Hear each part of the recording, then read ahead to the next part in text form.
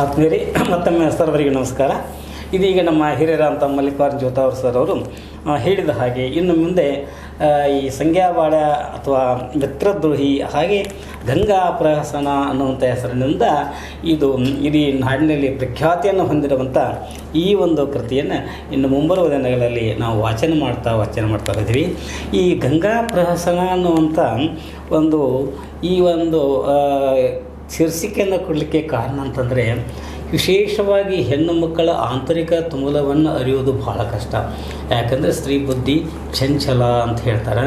ಅಂಥ ಸ್ತ್ರೀ ತನ್ನ ಒಂದು ಒಳಗಿನ ತುಮುಲವನ್ನು ಯಾರಿಗೂ ಹೇಳಲಾಗದೇ ಇದ್ದರೂ ಕೂಡ ಆಂತರಿಕ ಆ ತುಮುಲದ ಒಂದು ಪರಿಹಾರಕ್ಕಾಗಿ ಅವಳು ಸಹಜವಾಗಿ ಈ ಒಂದು ಮಾಯೆಯ ಸಂಕೋಲೆಯಲ್ಲಿ ಸಿಕ್ಕು ಸಂದಿಗ್ಧತೆಯಲ್ಲಿ ತೊಳಲಾಡುವಂಥ ಒಂದು ಪರಿಸ್ಥಿತಿಯನ್ನು ಕಂಡು ಆ ಹೆಣ್ಣು ಮಗಳ ಮನೋಸ್ಥಿತಿಯನ್ನು ವಿಶೇಷವಾಗಿ ಕೇಂದ್ರೀಕರಿಸಿಕೊಂಡು ಬರೆದಂಥ ಸಂಪಾದನೆ ಮಾಡಿರುವಂಥ ಮೂಲ ಕಥೆಗೆ ಧಕ್ಕೆ ಬಾರದ ಹಾಗೆ ಸಂಪಾದನೆ ಮಾಡಿರುವಂಥ ಈ ನನ್ನ ಕೃತಿ ಗಂಗಾ ಪ್ರಹಸನ.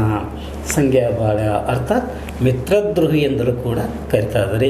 ಈ ಸಂಗ್ಯಾಬಾಳ ಸನ್ನಾಟ ಪ್ರತಿಯೊಂದು ಹಳ್ಳಿ ಪಟ್ಟಣಗಳಲ್ಲಿ ಈಗಲೂ ಕೂಡ ಪ್ರದರ್ಶನವಾಗ್ತಾ ಇದೆ. ಯಾಕಂದರೆ ಅಷ್ಟು ಜನಮಾನಸಕ್ಕೆ ಅತಿ ಹತ್ತಿರವಾದಂಥ ಈ ಒಂದು ಕಥೆಯನ್ನು ಇನ್ನೂವರೆಗೂ ಕೂಡ ಎಲ್ಲ ಜನ ಪ್ರೀತಿಯಿಂದ ಆಸ್ವಾದನೆ ಮಾಡ್ತಾ ಇರೋದು ನಿಜಕ್ಕೂ ಶ್ಲಾಘನೀಯ.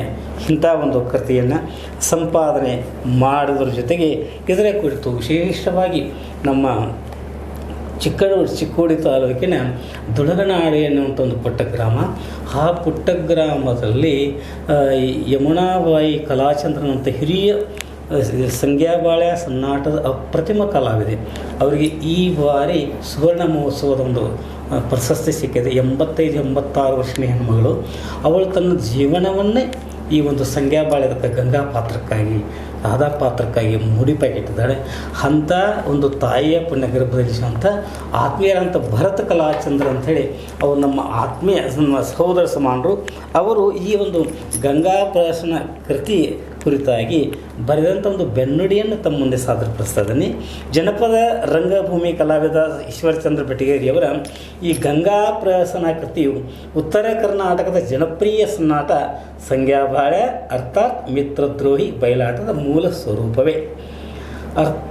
ಬೆಳಗಾವಿ ಜಿಲ್ಲೆಯ ಬೈಲಂಗಲ್ ಪ್ರದೇಶ ತಿರುಳುಗನ್ನಡ ಭಾಷೆಯ ಪ್ರಾಧಾನ್ಯತೆಯನ್ನು ಪಡೆದಿದೆ. ಜಾನಪದ ಸತ್ವದೊಂದಿಗೆ ವಿಶಿಷ್ಟ ಸಂಗೀತ ಮೇಳವನ್ನು ಮೇಳಿಸಿಕೊಂಡು ಬಂದಿರುವಂಥ ಈ ಸನ್ನಾಟ ಪ್ರೇಕ್ಷಕರ ಮನೋರಂಜನೆಗೆ ಆಶಾಕಿರಣವಾಗಿದೆ. ಆತ್ಮೀಯ ಜೀವನದ ಗೆಳೆಯರಾದ ಸಂಗ್ಯಾಬಾಳರ ಜೀವನ ಪಗಡೆಯಾಟಕ್ಕೆ ಗರತಿ ಗಂಗಾ ದಾಳವಾಗುತ್ತಾಳೆ. ಇಲ್ಲಿ ಗಂಗಾ ಒಂದು ಪಗಡೆ ಆಟದ ದಾಳದಂತೆ ವರ್ತಿಸ್ತಾಳೆ. ಭಾರತೀಯ ಸಂಸ್ಕೃತಿಯಲ್ಲಿ ಹೆಣ್ಣು ನೈತಿಕತೆಯ ಪ್ರತೀಕ. ತಾನು ಹುಟ್ಟಿದ ತವರು ಮನೆ ಹಾಗೂ ಮದುವೆಯಾಗಿ ಬಂದ ಗಂಡನ ಮನೆಯ ಕೀರ್ತಿಗಾಗಿ ಶ್ರೇಯಸ್ಸಿಗಾಗಿ ತನ್ನ ಇಡೀ ಜೀವನವನ್ನು ತ್ಯಾಗ ಮಾಡುವುದರ ಜೊತೆಗೆ ಅವಳು ಸರ್ವಸ್ವವನ್ನು ಅಲ್ಲಿಗೆ ಅರ್ಪಣೆ ಮಾಡ್ತಾಳೆ.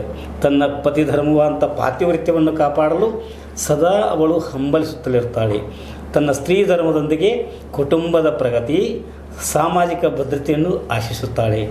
ಅಂತ ಇಲ್ಲಿ ಕಥಾನಾಯಕಿ ಗಂಗಾ ಸಮಯದ ಗೊಂಬೆಯಾಗಿ ಇಲ್ಲಿ ವರ್ತಿಸುತ್ತಾಳೆ. ಅನಿವಾರ್ಯ ಹೊಸ ಮಾಲಗಿತ್ತಿಯಾಗಿ ಗಂಡನ ಮನೆಗೆ ಬಂದಂಥ ಈ ಗಂಗಾ ತನ್ನ ಪತಿ ಪ್ರೇಮದಿಂದ ವಂಚಿತಳಾಗುತ್ತಾಳೆ. ಭಾರೀ ಮಣಿತನದ ಸೊಸೆಯಾದರೂ ತಾವೊಂದು ಪಂಜರದ ಗಿಳಿಯಂತೆ ಬಂದಿಯಾದಂತೆ ಆಗುತ್ತಾಳೆ. ಪರಿಸರದ ಒತ್ತಡದ ಕೂಸಾಗಿ ತಾನು ತನಗರಿಯದಂತೆ ಕಾಮದಾಸಿಗೆ ಬಲಿಯಾಗಿ ಕೊನೆಗೆ ನಿರ್ಗತಿಗಳಾಗುತ್ತಾಳೆ. ಕರ್ನಾಟಕ ಯಕ್ಷಗಾನ ಬಯಲಾಟ ಅಕಾಡೆಮಿ ರಾಜ್ಯ ಗೌರವ ಪ್ರಶಸ್ತಿ ಪುರಸ್ಕೃತ ಜಾನಪದ ರಂಗಭೂಮಿ ಕಲಾವಿದರಂಥ ಈಶ್ವರಚಂದ್ರ ಬೆಟಗೇರಿಯವರು ಕೃಷ್ಣ ಭಾರತದಲ್ಲಿ ಕೃಷ್ಣ ಕೊರಂಜಿ ಪಾತ್ರಗಳೊಂದಿಗೆ ಈ ಗಂಗಾ ಪ್ರಹಸನ ಈ ಒಂದು ಸಂಗ್ಯಾಬಾಳದಲ್ಲಿ ಕೂಡ ಗಂಗಾ ಪಾತ್ರದೊಂದಿಗೆ ಎಲ್ಲರ ಮೆಚ್ಚುಗೆಯನ್ನು ಪಡೆದಿದ್ದಾರೆ. ಹೀಗೆ ಇವರು ಸತ್ಯವಾನ ಸಾವಿತ್ರಿ, ನಿಜಗುಣ ಶಿವಯೋಗಿ, ಬಲವಂತ ಬಸವಂತ, ಲವಕುಶ, ಮನೋವಿಜಯ, ಯೋಗಶಕ್ತಿ ಇಂಥ ಎಲ್ಲ ಸನ್ನಾಟಗಳಲ್ಲಿ ಸ್ತ್ರೀ ಪುರುಷ ಪಾತ್ರಗಳನ್ನು ನಿರ್ವಹಿಸುತ್ತಾ ಬಂದಿರಬಹುದು ನಮಗೆಲ್ಲ ಅಭಿಮಾನದ ಸಂಗತಿ. ಗಂಗಾ ಪಾತ್ರದಲ್ಲಿಯೂ ಕೂಡ ಇವರೊಂದು ಅಭಿನಯ ನಮಗೆ ತೀರಾ ಮೆಚ್ಚುವಂಥದ್ದು. ಮುಂಬರುವ ಜನಪದ ಸಂಸ್ಕೃತಿಗೆ ಹಸ್ತಪ್ರತಿಯಲ್ಲಿರುವಂಥ ಸಾಕಷ್ಟು ಬಯಲಾಟ ಕಲೆಗಳನ್ನು ಸಂಸ್ಕರಿಸಿ ಅವುಗಳನ್ನು ಸಂಪಾದನೆ ಮಾಡಿ ಕನ್ನಡ ಸಾರಸ್ವತ ಲೋಕಕ್ಕೆ ನೀಡುತ್ತಿರುವ ಈಶ್ವರಚಂದ್ರ ಬೆಟಗೇರಿಯವರ ಲೇಖನಿಯಿಂದ ಇನ್ನೂ ನೂರಾರು ಕೃತಿಗಳು ಬಂದು ಕನ್ನಡ ಸಾರಸ್ವತ ಲೋಕಕ್ಕೆ ಸಂದಾಯವಾಗಲಿ, ಕನ್ನಡಾಂಬೆ ಇವರಿಗೆ ಸದಾ ಹರಿಸುತ್ತಲಿರಲಿ ಎಂದು ಶುಭವನ್ನು ಕೋರಿ ನನ್ನ ಪುಷ್ಪಗಳನ್ನು ಕನ್ನಡಾಂಬೆಯ ಪಾದಾರವಿಂದಗಳಿಗೆ ಅರ್ಪಣೆ ಮಾಡ್ತಾ ಇದ್ದೀನಿ. ಭರತ್ ಕಲಾಚಂದ್ರ ರಾಷ್ಟ್ರೀಯ ಯುವಜನ ಪ್ರಶಸ್ತಿ ಪುರಸ್ಕೃತರು, ದುಳುಗಣವಾಡಿ, ತಾಲೂಕು ಚಿಕ್ಕೋಡಿ ಎಂದು ಅವರು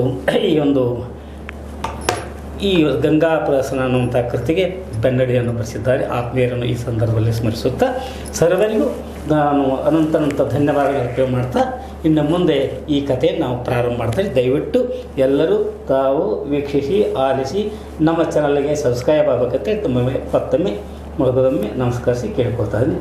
ಸರ್ವರಿಗೆ ಶುಭವಾಗಲಿ.